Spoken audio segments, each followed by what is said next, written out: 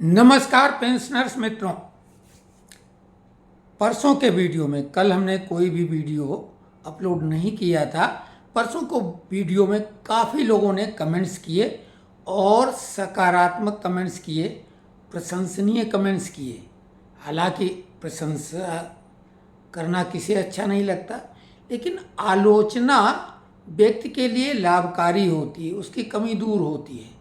लेकिन ज़्यादातर लोगों ने प्रशंसा की और जैसा कि हमने आह्वान किया था कि अगर हम लोग एकजुटता दिखाएं और इस हद तक अपने ग्रुप को मजबूत बना लें, नेतृत्व तो कोई भी करे, लोग कोई भी हों, लेकिन पेंशनरों को अपनी मांगों को मनवाने के लिए एक दो कदम आगे बढ़ना पड़ेगा। सोशल मीडिया के साथ में शुरुआत अपने जिला मुख्यालय पर करके कलेक्टर को अपना जो ज्ञापन सौंपना मांगों का, और आवश्यकता पड़ने पर जंतर मंतर पर धरना प्रदर्शन करने की शक्ति सामर्थ्य जुटानी होगी। तब सरकार तक हमारी आवाज़ पहुंचेगी। और सरकार का मतलब जो जनप्रतिनिधि हैं, जो सांसद हैं, उन्होंने आवाज़ उठानी शुरू की है, तो उन तक भी हमारी आवाज़ पहले पहुंचेगी और उसके बाद हमारी जो मांग है उसमें वजन पैदा होगा। तो काफ़ी लोगों ने समर्थन किया। उसमें हम कुछ लोगों के नाम लेंगे। नरसिंह बिस्वाल जी हमारे मित्र हैं पुराने, सुगाम सिंह, राम बरेठा जी, जगदीश प्रसाद वर्मा जी, कुलकर्णी जी तो बहुत पुराने साथी हैं, हमसे दो कदम और आगे हैं। महेंद्र सक्सेना जी भी हमारे मित्र हैं। मारुति खराट, कुलदीप राज चौधरी, इन सभी लोगों ने समर्थन किया। साथ में केवल सिंह जी, रविंद्रनाथ श्रीवास्तव जी। होशियार सिंह ने पूछा है कि क्या बीजेपी दूसरों का बहाना बनाती, ये उन्होंने कहा है। तो बीजेपी के बहाने पे हम बाद में बात करेंगे। प्यारेलाल वर्मा जी ने सपोर्ट किया, विष्णुदत्त पांडे जी ने सपोर्ट किया और उन्होंने कहा हमने बीजेपी को वोट दिया था, लेकिन नोशनल इंक्रीमेंट हमको अभी भुगतान नहीं हुआ है। संभवतः वो कैट में केस जीते हैं या नहीं, ये तो उन्होंने नहीं बताया। लेकिन जो लोग कैट में केस जीत चुके हैं, उनके डिपार्टमेंट में बिल बनने में थोड़ा समय लगता है, वो जानकारी प्राप्त करें, नहीं तो थोड़ा डिटेल में बताएं। हम इस वीडियो के डिस्क्रिप्शन में व्हाट्सएप ग्रुप का लिंक दे देंगे, उसमें वो डिटेल बताएं। उसमें और कई जागरूक पेंशनर्स जुड़े हुए हैं, वो उनको आगे कुछ सलाह अच्छी दे पाएंगे। और डिटेल जानकारी मिलने पर हम अपनी 100% कोशिश उनके पक्ष में करेंगे। अगर उन्होंने कैट से केस जीत लिया है तो उनका भुगतान होना 100% तय है, थोड़ी देरी हो सकती है। उसके साथ में चंद्रकांत सिल्लू जी, सुरेश पांडे जी ने भी खूब तबीयत से सपोर्ट करने की बात की है। रामकरण यादव जी ने सीधे कहा है कि आप बीजेपी के हैं क्या, हम कोई पार्टी के सदस्य नहीं हैं और हर उस व्यक्ति के सहयोगी साथी हैं तन मन धन से जो राष्ट्रहित, देश हित, समाज हित में कुछ करना चाहता है। हमारी जितनी क्षमता होगी हम उसमें सहयोगी बनेंगे। हम दल विशेष के नहीं हैं, हमने किसी पार्टी की कोई सदस्यता नहीं ली है।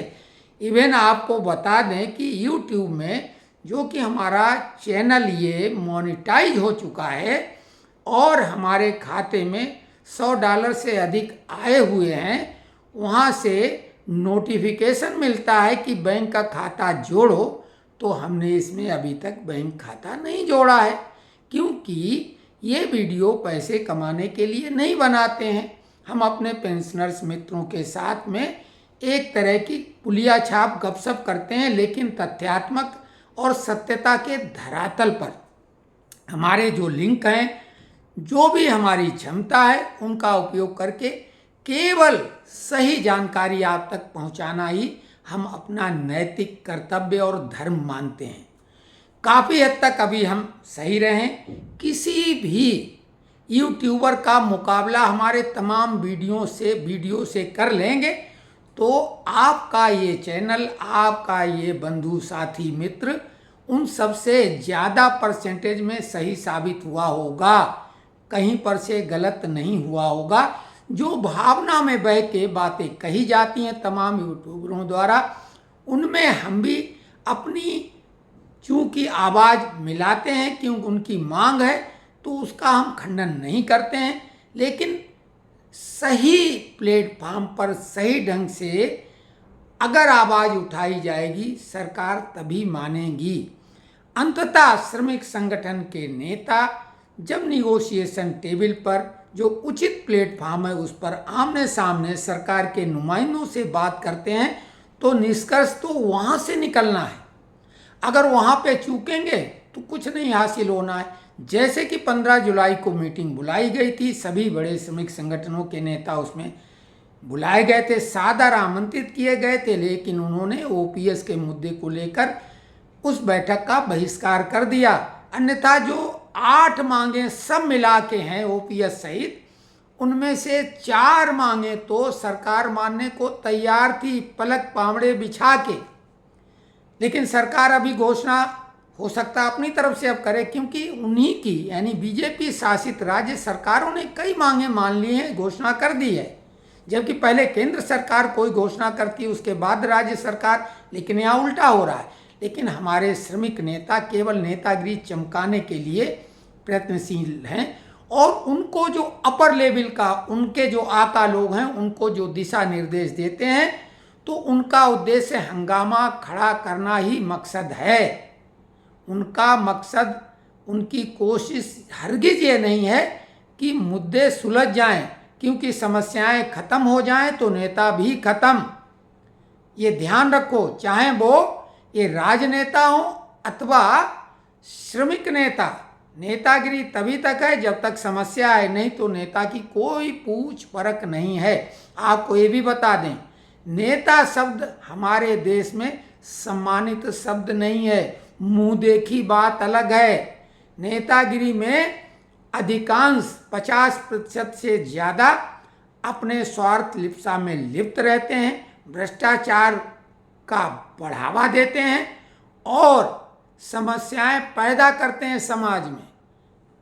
तो खैर, लेकिन सभी ऐसे नहीं, अच्छे लोग भी हैं, और अच्छे लोगों की वजह से अभी भी कई जो समाज में सेवा करते हैं, समाज का नेतृत्व करते हैं, कईयों पर भरोसा जनता करती है और वो उस कसौटी पर खड़े हैं।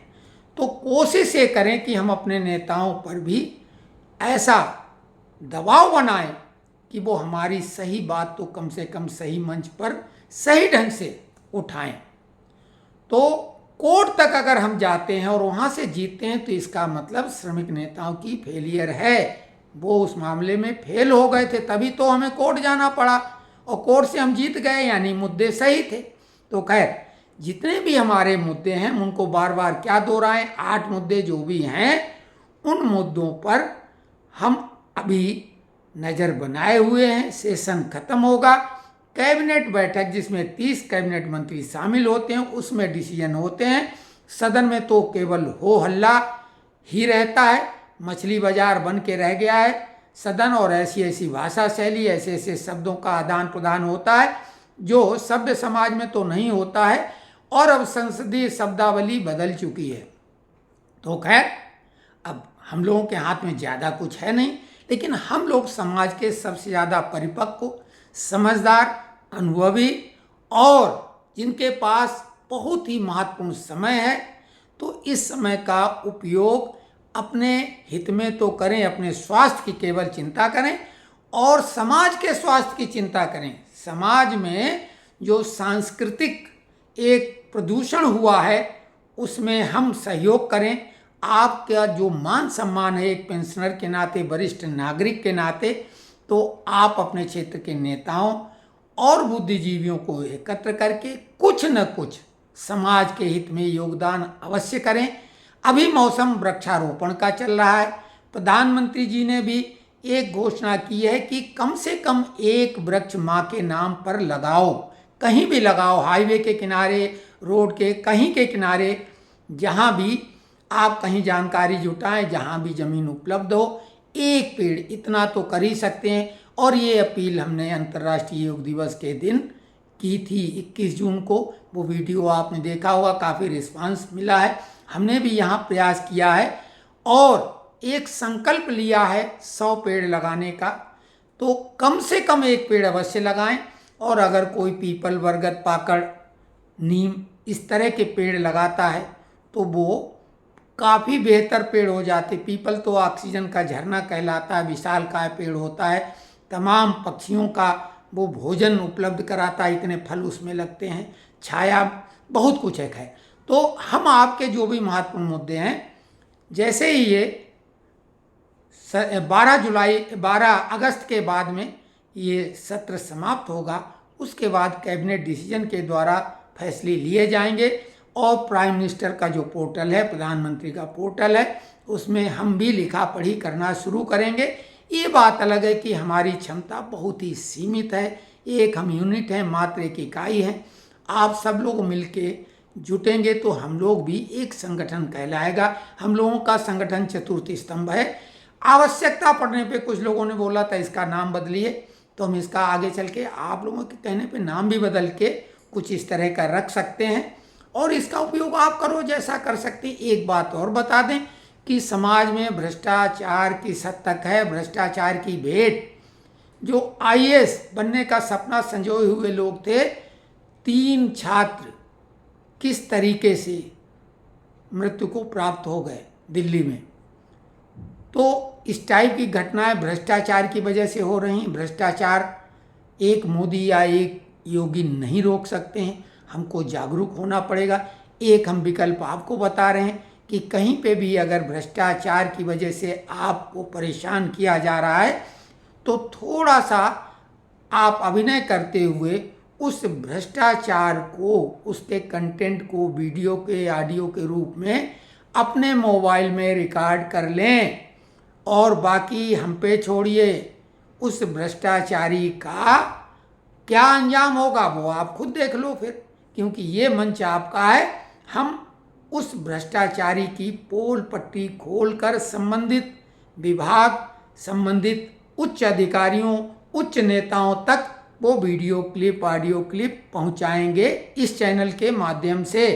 तो आप निश्चिंत रहें कि आपको अगर कहीं प्रशासन परेशान करता है अकारण, अथवा आप सही होते हैं उसके बावजूद, तो आप कृपया इस चैनल का उपयोग कर सकते हैं। हम बिल्कुल आपके साथ में खड़े हैं, और इसमें ये भेद नहीं है कि हम भाजपा को रियायत करेंगे और अन्य जो विपक्षी दल हैं उन्हीं के खिलाफ, सवाल ही नहीं। हम भ्रष्टाचार को किसी कीमत पर पसंद नहीं करते हैं, वो कोई भी करे, और अच्छा कार्य कोई भी करे वो भी बहुत उसकी हम सराहना करेंगे। अभी कांग्रेस का असली चेहरा मोहब्बत की दुकान का हमने एक वीडियो डाला, आप देख लें। विजय वर्गीय जो कांग्रेस के अध्यक्ष इंदौर के हैं, उन्होंने वृक्षारोपण की मुहिम में शामिल करके, जो कि वर्ल्ड रिकॉर्ड बनाने जा रहे हैं, उन्होंने बोला कि भाई ये साझा सबका काम होना चाहिए, इसमें आपका भी सहयोग होना चाहिए, और गांधी जी के नाम पर हम इसको समर्पित कर रहे हैं, ये भी नहीं कि भाजपा के किसी नेता के नाम पर। तो आप आइए। और वहाँ के जो अध्यक्ष महोदय थे, उन्होंने विजय वर्गीय की बात को स्वीकारा, लेकिन कांग्रेस ने उनको निलंबित कर दिया कि आप विजय वर्गीय से क्यों मिले, विजय वर्गीय को क्यों आमंत्रित किया। तो ये है असली बात। कुल मिला के देश और समाज के हित की जो भी बात करे, वो किसी भी दल का हो, किसी भी जाति धर्म का हो, किसी भी विचारधारा का हो, तो उसका समर्थन करना परम आवश्यक है। दल कोई भी हो, मोहल्ला कोई भी हो, शहर कोई भी हो, सभी जगह अच्छे बुरे लोग होते हैं। आपको अच्छाई का सपोर्ट करना है, व्यक्ति विशेष, पार्टी विशेष का नहीं। तो हम तो एक संकल्प यही लेकर चल रहे हैं, इस चैनल के माध्यम से पेंशनरों की तमाम बड़ी बड़ी समस्याएं उनको उभारने, मांगों को सामने रखने और सही बात बताने के लिए कृत संकल्पित हैं। एक बात और, प्रवीर कुमार बनर्जी बार बार श्यामल दादा का नंबर मांगते हैं, कैट कलकत्ता के वकील के लिए हमने उनसे बात की और कम से कम 2-3 बार उनको नंबर भी दे चुके हैं, लेकिन उन तक नंबर नहीं पहुंचता। पता नहीं वो देखते नहीं दोबारा अपने कमेंट्स बॉक्स में जो हम उत्तर लिखते हैं। तो प्रवीर कुमार बनर्जी, आपसे हमारा निवेदन है कि जो डिस्क्रिप्शन में व्हाट्सएप ग्रुप हम लिंक देंगे उसमें आप जुड़िए, और उसमें हम जैसे ही आप अपनी उपस्थिति दर्ज कराएंगे हम आपको श्यामल दादा का नंबर दे देंगे, जो कि इच्छापुर में रहते हैं। हम बात भी कर चुके हैं, उन्होंने बोला उनका स्वागत है, वेलकम है, उनको आप बोल सकते हैं। तो आज का वीडियो यहीं पे समाप्त करते हैं। आप सभी की उत्तम स्वास्थ्य की कामना करते हुए कल तक के लिए अपनी वाणी को विराम देते हैं।